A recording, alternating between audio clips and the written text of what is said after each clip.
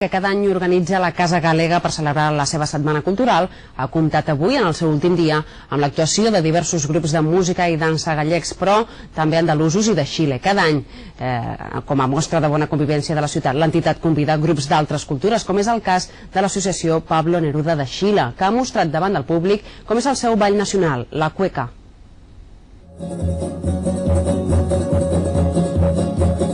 Amb una dansa típica de l'illa de Pasqua, l'associació Pablo Neruda de Xile ha iniciat la seva participació a la Setmana Cultural de la Casa Galega de l'Hospitalet.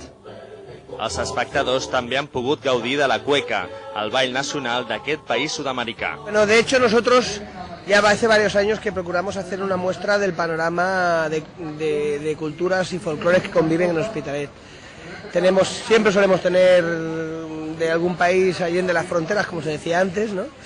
Cada este año son los chilenos, hemos tenido ecuatorianos, peruanos, en fin, un poquito de todo lo que vivimos. I amb aquest ball, l'Hermandade Galega de Rubí ha volgut trencar tòpics sobre la seva cultura.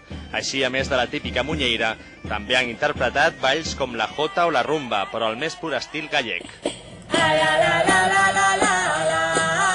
Pues en Galicia se tocan diferentes tipos de música, diferentes tipos de ritmo. Todo el mundo conoce la muñeira, que es el papara, papara, para, papara, para, papara, papara, papara, para.